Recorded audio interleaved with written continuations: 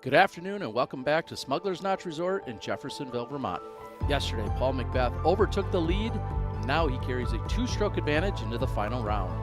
He's hunting his second win of the season, and it all comes down to the championship Sunday at Discraft's Green Mountain Championship. Pretty good kick, at least. I mean, makes the Mando, stays to the middle.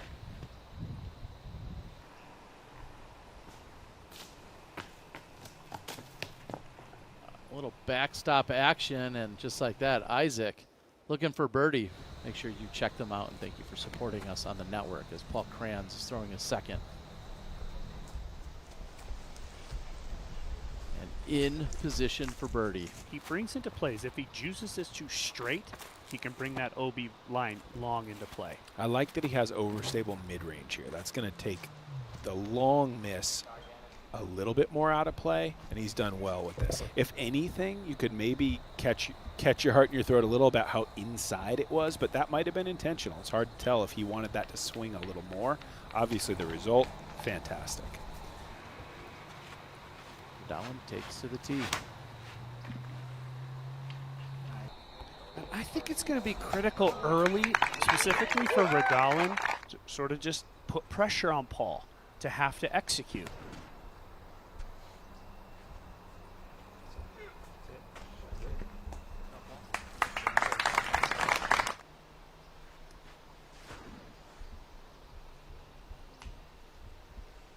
And a much better shot today. Yes, that's the other option.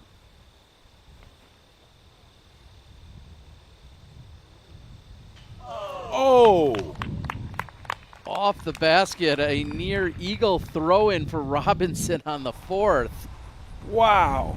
And we saw him put it on the top yesterday. Yeah. The accuracy is just amazing.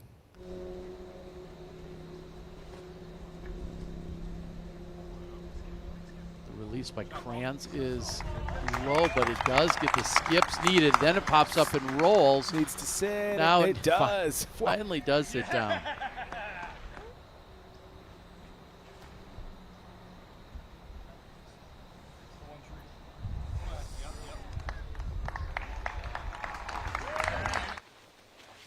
Three consecutive birdies for Welk. Down. Yep. And is he about to make it four? I think he is.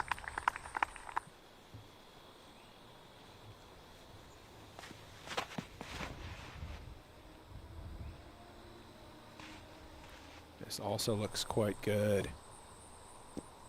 Just get the same roll back, and it does. Just a few feet from Parker Welk. There's no layup in McBeth here. Looking for the lead on his own. And this one he gets. So the most difficult putt that he has of the 2 or 3 holes he's played, this one he cashes in. That probably takes his circle 2 putting to 70%.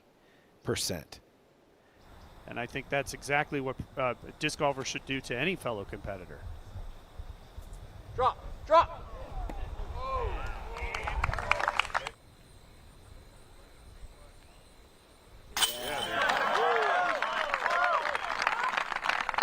Another test passed.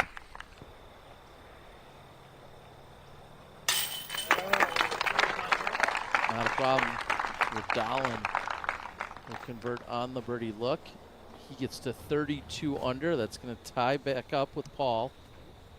McBeth, that is, assuming he makes this. Yeah, Paul. I will say, too, this wind makes 6 just slightly more challenging for the forehand as it pushes it towards the OB. This looks great from Isaac. Oh, boy, hits the stand. And leads on it. Wow, on the hardest hole on the course. It's going to be another par coming for Paul McBeth. Parker Welk keeps it rolling. That's 6 in a row. You easily can go for it, but there is still a ton of danger if there's any splash off. Any chain, basket hit can roll and leave yourself with something tough. For the lead. What a putt from Cole. With this wind, unless you're Calvin Heinberg or somebody that has big power, hard to get all the way to the basket. Calvin Heinberg has two things working in his favor here. Big power and nothing to lose. Robinson has that flip up, and now it's going to challenge right side. It's going to hyzer just in time and parked for Isaac Robinson. Hey, 77% of the field have birdied. That's better width from Heinberg. We saw him messing with the trees on the right side yesterday, but not this time. Bases it.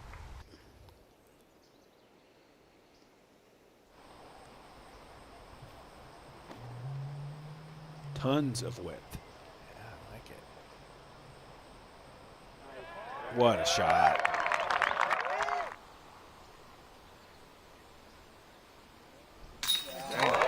That was huge. Wow, with the other two guys parked.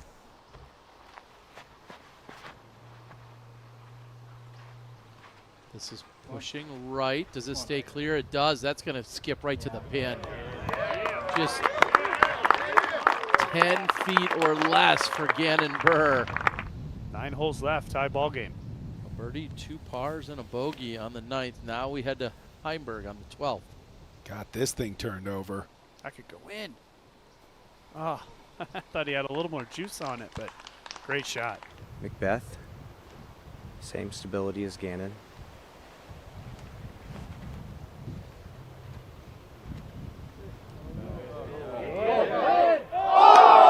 Hits the base. Rolls to 20. He's okay. Putting for birdie.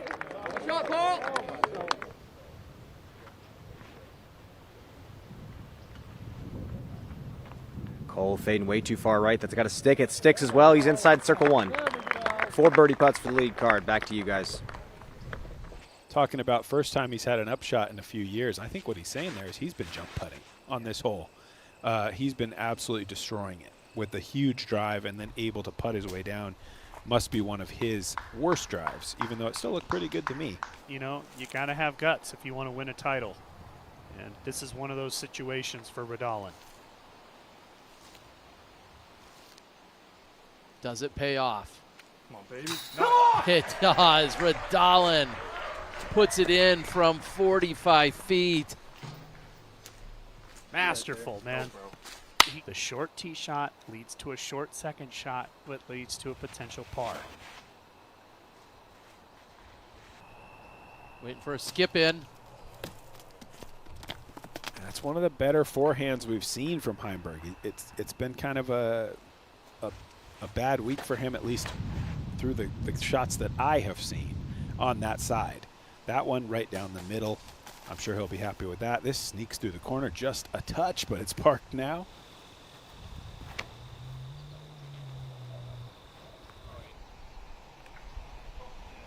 Krantz gets up on it a little bit more, and yeah, he's going to jump inside the circle.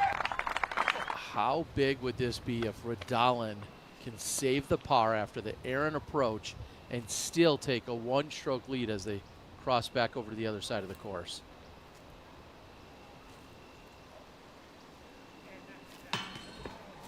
Shorted it.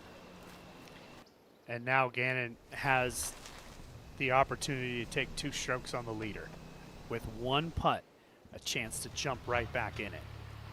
This would bring him within 3 strokes with a third of the course to play.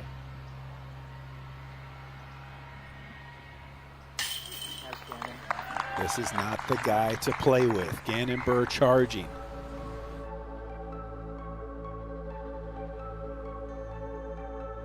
Advantage Buhr, as far as momentum is considered. A bit higher than we've seen from anybody else.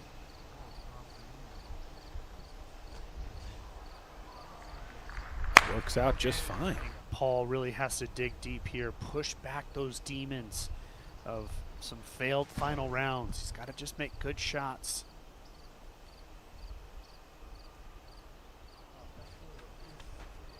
Just like that. Yeah, there's one right there.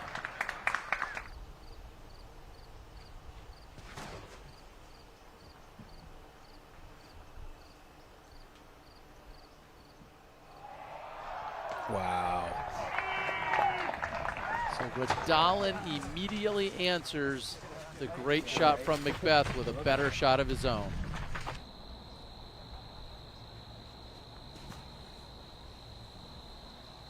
Much lower angle coming in for Macbeth, but it's on the left side.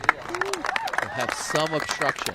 You would think a must make here for Gannon Buhr.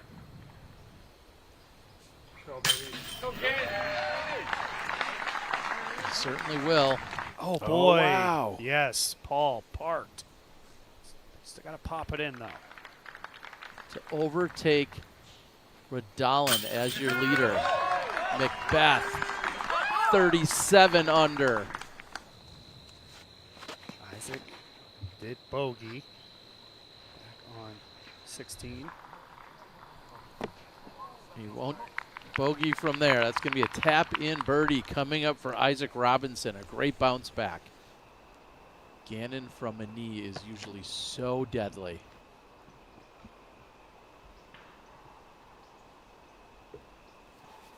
Stay up. Let's go. What a monster. He is such a gamer. Never gives up. Another big Crayons. putt. Yeah, it's a nice one by Crayons.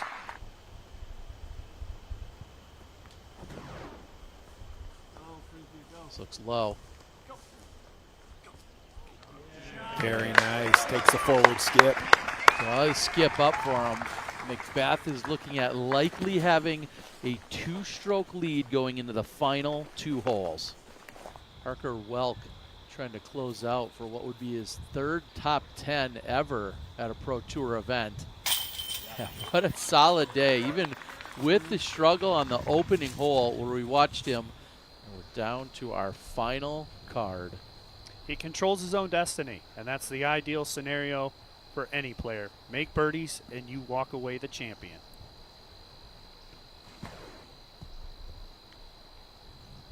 How close can Macbeth put this? Not very. Still at 34, 35 feet. Paul to act first. Macbeth hits the putt. That may be enough for Paul Macbeth to claim his second event of the season. If he finds OB here, it has to be on the left side of the fairway. He cannot hang this out too far right, and that's not going to be a problem. This is exactly what I expected. High, what we saw from him yesterday, that's going to give him a decision. I mean, I know we saw him play that high hyzer through the right side gap. I think is going to be his best avenue to do that.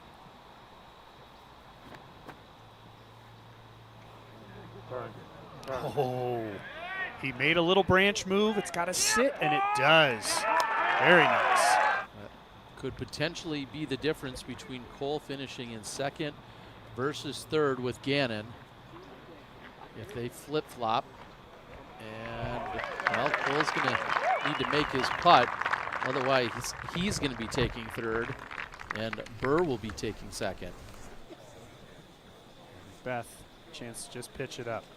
Just the perfect situation.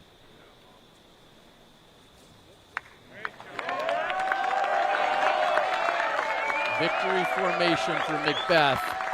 This will toss up next to the basket. Paul Crayons to finish with a birdie on the 18th.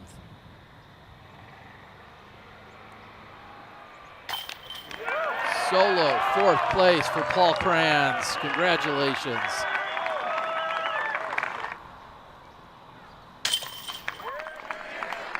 Another great charge from Gannon Buhr, just like we expected. You cannot keep this guy down. It's going to come all the way back to second place. For the second time this season, Paul Macbeth, your champion here at the Green Mountain Championship. Your 2025 Discraft Green Mountain champion, Paul Macbeth.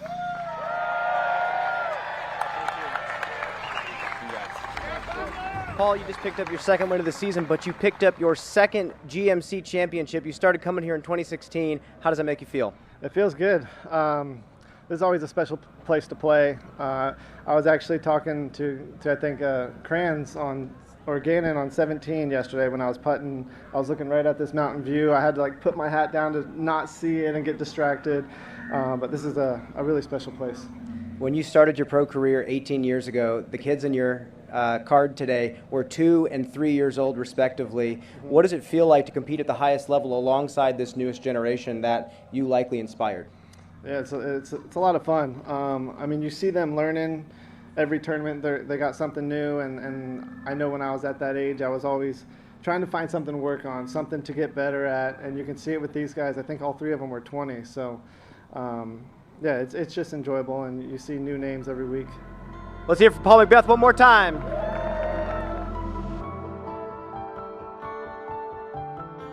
Hey everyone, Terry Miller, the Disc Golf Guy here, and I feel like there's 2 options that remain. Either you click subscribe and you watch more golf and content right here on the channel, or you go outside and you play. If you're not going to do those, then head on over to the Disc Golf Network and make sure you sign up so you can watch live disc golf almost every weekend.